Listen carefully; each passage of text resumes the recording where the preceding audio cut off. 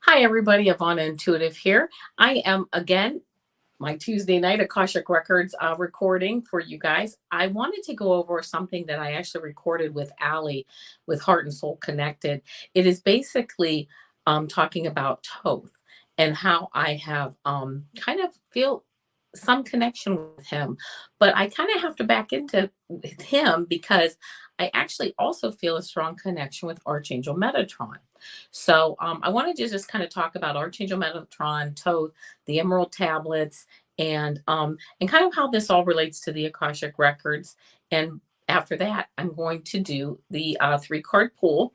I actually am going to start using the Akashic Tarot deck, and by Sharon and Klingler and Sandra and Taylor. I'm going to start doing these pulls from the Akashic Tarot deck because I think they're quite accurate, and this is a show about Akashic Records, so I thought it might be fun and kind of interesting. So to begin, I kind of came across Archangel Metatron, and I'm not really exactly even sure how I came across him. Oh, I do remember now. I was reading something, and it was talking about the fact that he is the scribe of like the book of life, or the records that we have. He's the scribe. He records what we do, what we say, what we think.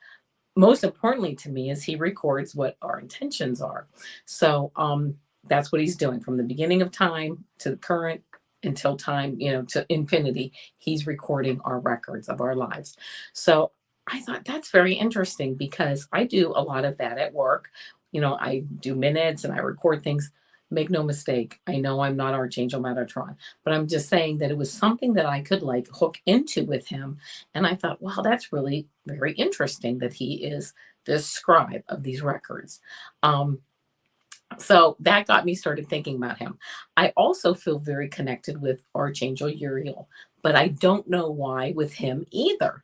I once got, and this was in the last couple of years, I actually had somebody who was channeling Rahasha, the Rahasha Collective, and they said that my current life is uh, is Archangel Uriel trying to get closer to me, and also that I was an Atlantean before everything blew up, okay, that I was a healer on Atlantis, and that this is really very much influencing my life today.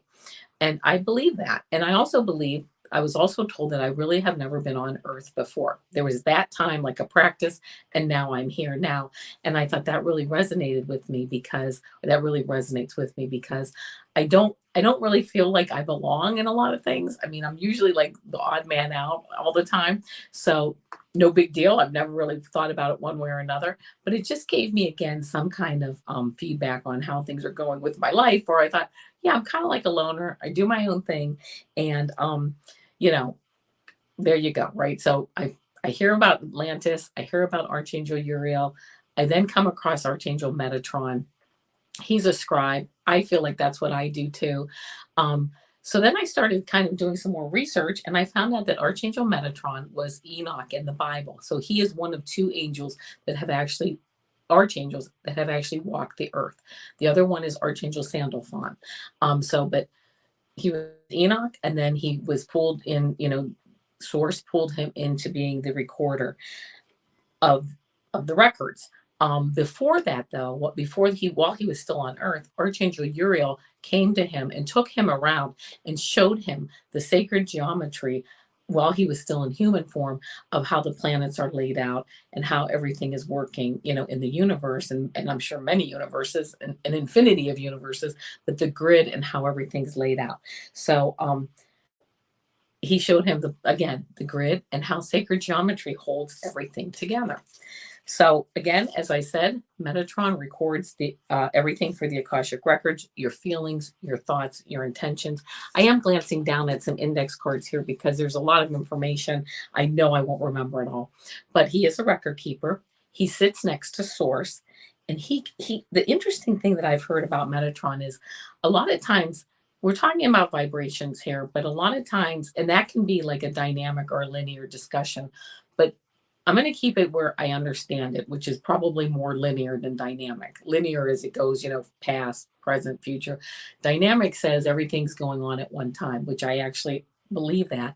But being that I I'm a third dimension human, and I'm trying to get these ideas across as best as I know how. I'm going to talk more linear, that we're different vibrations, and he is one of the few angels, if the only angel, that the way I've heard it described, and is that like we're at a certain vibration and we have to raise our vibration up, and then the angels or whoever we're, if we want to do like connect with us, one of our family members or whatever, they kind of have to lower their vibration so that we can meet to get like to communicate. Like there's kind of like a meeting of the minds or a meeting of these vibrations, and if you're not the right vibration or you're not the same vibration, you just won't connect.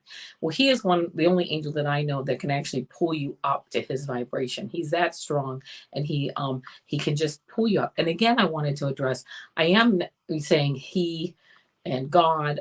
I kind of look at it as source, and it really, the angels are of no gender. I'm just kind of, for sake of discussion, that's how I'm talking about it. But he can raise you up to his vibration.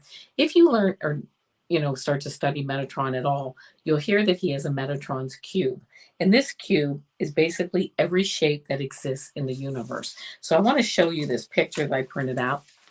I can't go to like a file because I'll probably end up, kicking myself out of my broadcast. So I'm just going to show you a picture. But this is basically Metatron. And of course, he's usually pictured with his cube. So I'm going to put that up a little closer. And this is Metatron's cube. And this cube basically represents everything in the universe. Everything in the universe. This thing is spinning, by the way. It's not static, it's spinning. And every shape that exists in the universe is represented in that cube. And also it says that that these three-dimensional shapes appear throughout creation, from crystals, how crystals are formed, to including our DNA, and how our soul connects, and how our soul and our body fit together, is all basically in this cube, and how this cube is functioning. It's all based on like this sacred geometry. Again, this cube contains many geometric symbols for the unity of finite and infinite. Wow, that's so like, that's just mind blowing myself. You could probably talk for 4 days just on Metatron's cube, but so he's part of this cube, and he's part of sacred geometry, and that's something that when you study him, you're going to run into that Metatron's cube, which I just think is totally fascinating. So I'm learning about Metatron. Then I'm taking my class, my Akashic Records class, and we go into the records of Thoth, and we start to talk about Thoth. And I start to do research on him because I'm like, this is kind of interesting, because it said that he's also a scribe, or he's a scribe in the Akashic Records. So I started to read a book on it and do some other research, and I found out that he's basically called Thoth the Atlantean. He said he first came here as a healer on Atlantis 36,000 years ago. Now realize, if we're talking about Metatron, that came up with the Bible about 3,000 years ago. Thoth is 36,000 years ago. So Thoth the Atlantean came, he was a healer. And what happened basically is the destruction of knowledge. Basically, what I've researched and found out is there was confidential knowledge that was imparted to unworthy people who used it for evil purposes. So they took this information, they started to use it for evil purposes, and basically, I'm going to say in my own words that they used it in nefarious ways, and that basically Atlantis was blown up or it sunk or whatever.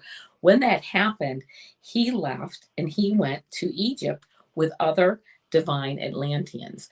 I'm sure I'm not pronouncing this correctly, but the word for Egypt they have now is Chem, Khem. I'm saying Chem, but I'm not sure if I'm pronouncing that correctly. But basically, it is now what Egypt is called. So if you run into anything with that word Chem, you'll know that that's really Egypt now. So Thoth, let me get a picture of him. He has, I'm sure you've seen this, he has the head of the ibis, that's a bird, and he's holding an ankh, that's the ankh, and this is the symbol for life. He is a scribe like Metatron, and he invented writing, he invented the numbering system. He is closely related to the Egyptian sun god Ra. I found out last night in another show I was doing that the sun god Ra and the Ra Hasha collective are not the same. Don't ask me at the moment what's the difference for them. I'm not real clear on that right now, but they're not the same, and I wasn't sure about that.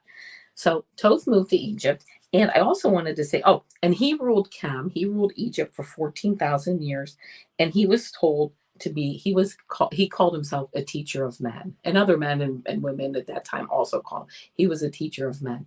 This ibis, this bird figure, this mask that they put on him, um, is basically the ibis bird. And I guess that bird has a very long beak, and in order to get its food, it has to go through like a lot of mud to get down to where its food is. And that's basically representative of him. He digs deep for research and learning and getting to the heart of a matter. So that's really the reason why he has that mask on and symbolism for that.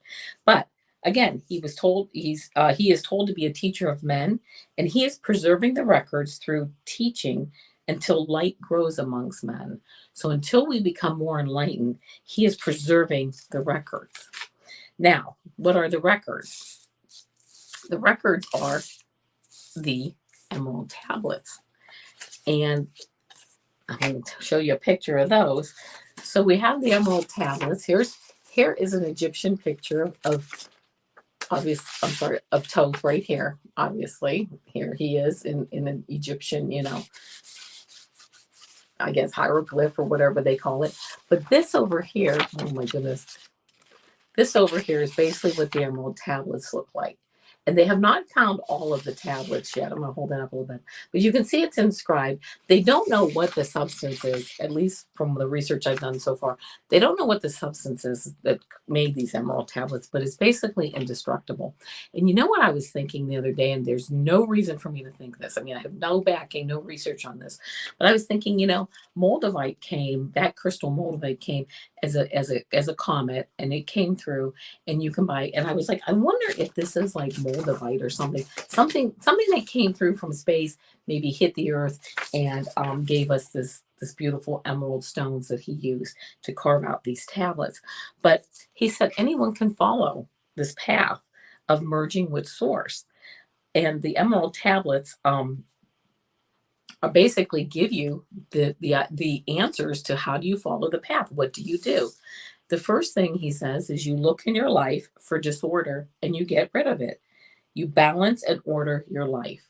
Now, he knows, and he has said, Thoth has said, this is hard. This is not easy to do. It's easy to say, okay, it's a lot easier said than done, but this is what he has said, that you also have spirit guides and you have guides that will help you to do this. But the first thing, there's four things. The first thing you do, look in your life for disorder and get rid of it. Balance and order your life. It's so important. The second thing, quell all the chaos of emotions and you shall have harmony in life. You quell the chaos of your emotions. That can be a very hard thing to do. I'm not saying that any of this is easy, but you quell all the chaos of emotions and you shall have harmony in life. The third thing you do, conquer by silence the bondage of words. Wow. Now that's something I can do just by this, conquer by silence the bondage of words. That's just keeping your mouth shut, right? Keeping that voice in your head quiet. If it can't say anything nice, if this can't say anything nice or this can't say anything nice, don't say anything at all. Conquer by silence the bondage of words.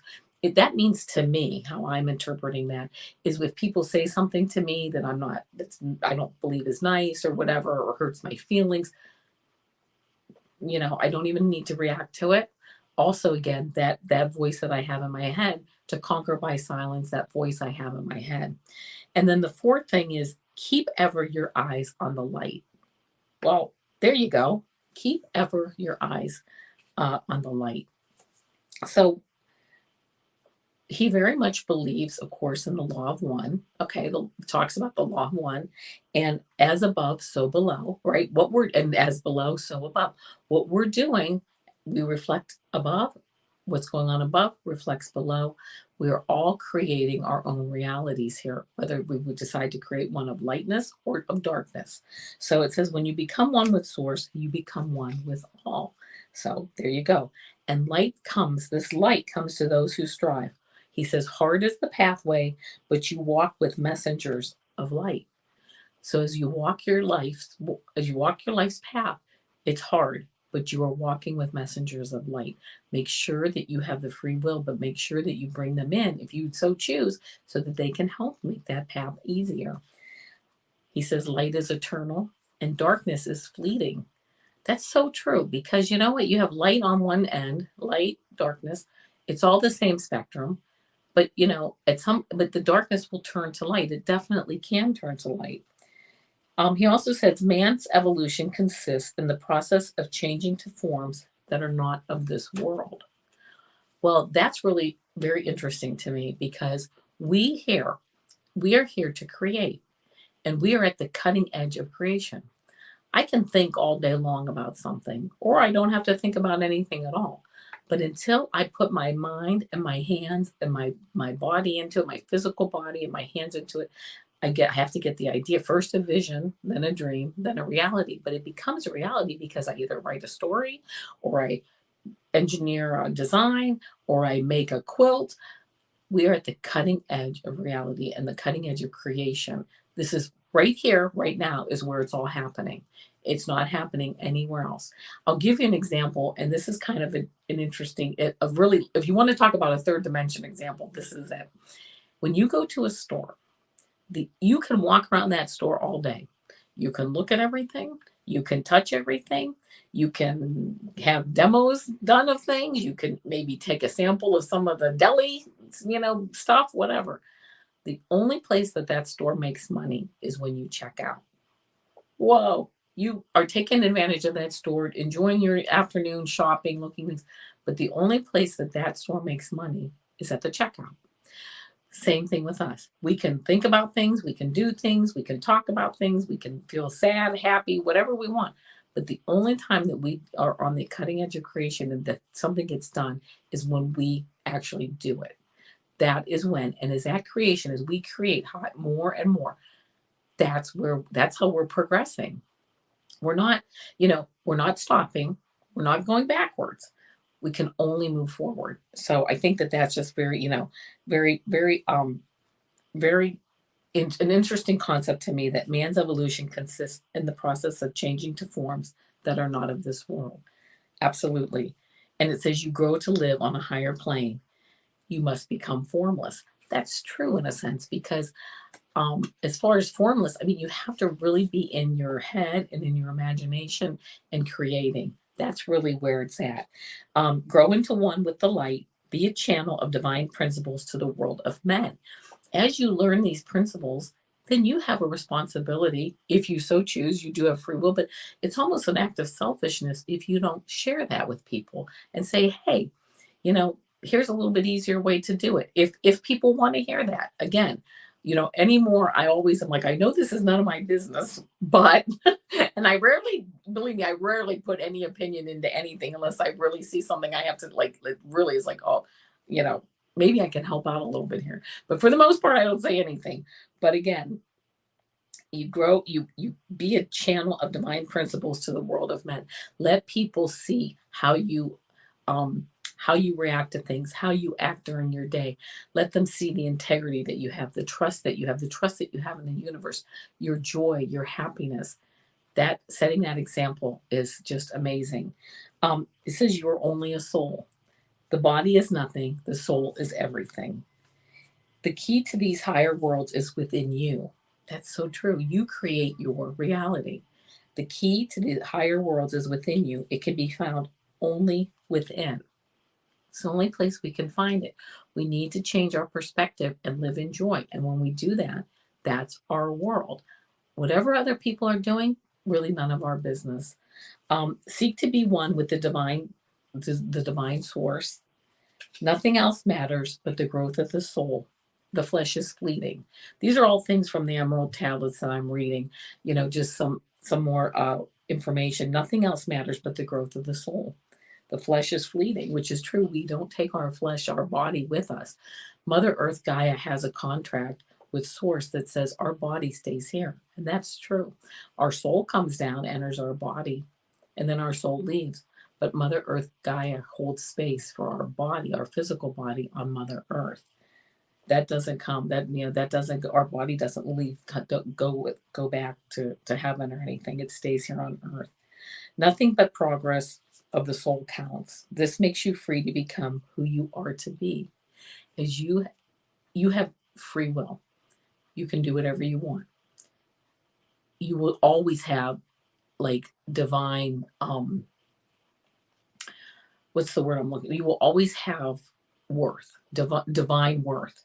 You can sit on the couch and navel gaze your whole life and you are totally divine and you're totally worthy.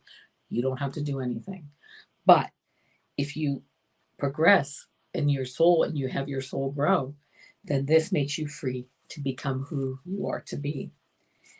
So the powers given, there are three powers given then to the spiritual masters: to transmute evil, to assist good, and to use discernment.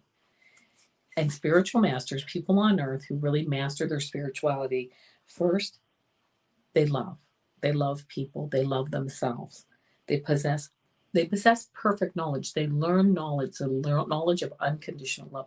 They learn it, they do it, they preach it, they practice it. Not so much preach it, but they practice it by example.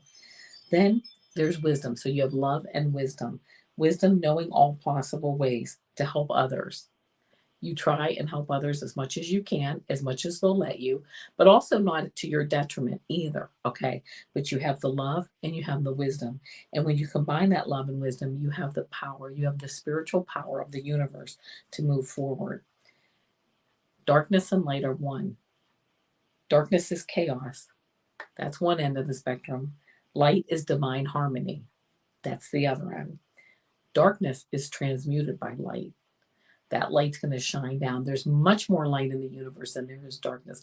That light will always transmute darkness. It will always do that. And so your purpose here on earth, if everybody, what's my purpose? What's my purpose? Transmuting darkness into light. However you see that, however you're called to do that. So that being said, it is now time for our 3-card pick a card. I hope that was helpful and gave you some information on Archangel Metatron, Thoth, and the Emerald tablets. And I'm just really starting to really look into this and research, and I'm really enjoying it.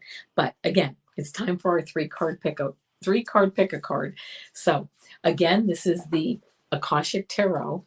Here's our cards. Card 1, card 2, card 3. 1, 2, 3. Think about which card resonates with you. Okay. If you picked card 1, you picked Archangel Gabriel. A beautiful card. Archangel Gabriel is music, frequency, strength, communication. He is coming down. If you pick this card, it may very well be time for you to start to communicate how you feel, communicate where you want to go. Just start communicating. You see he comes down, but he has 2 sparrows, one here, one on each end of his wings. He's holding 2 sparrows because it's communication, but it's soft communication. It's with that beautiful, airy, breezy, loving way to communicate. That's how he communicates. It's not just the frequency of the music and of the message, but it's also how it resonates with you and how your communication resonates with others. So if you pick this card, it might be time to communicate something to people. If you picked card 2, you picked the Akashic Library. The Akashic Library, here you are. Here is a man sitting in a library and he's writing. If you picked card 2, it might be time to change your Akashic records, to move forward, changing your perspective, doing something different, changing the outcome for something. Getting this card tells me that you are ready to look at things from a new perspective and ready to move forward and ready to choose a softer outcome, a better outcome, a better journey, a softer journey. So you have everything is in your power to change your perspective and change the path that you're on. So it might be time to do that. And if you picked card 3, you picked Archangel Michael. Archangel Michael is, of course, strength and power and protection.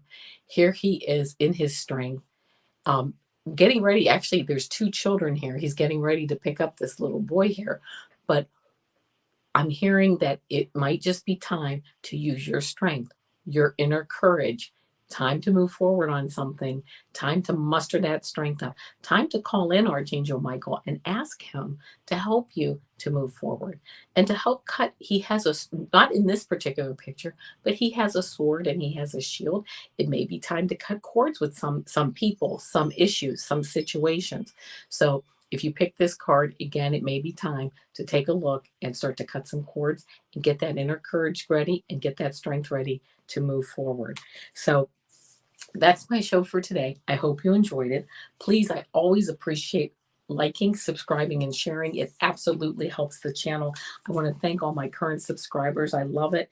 I love seeing everybody. I love the comments. If you have any questions for the Akashic Records for me to answer for next week, I'll be happy to do that. Please post them in the chat, and I'll be happy to do that. To book a private reading with me, I'm at I was going to say I'm at akashicrecords.com. No, that's not where I'm at. I'm at avanaintuitive.com, and my email is avanaintuitive@gmail.com. And that being said, I just want to wish everybody a great week. And until next time, my friends, namaste.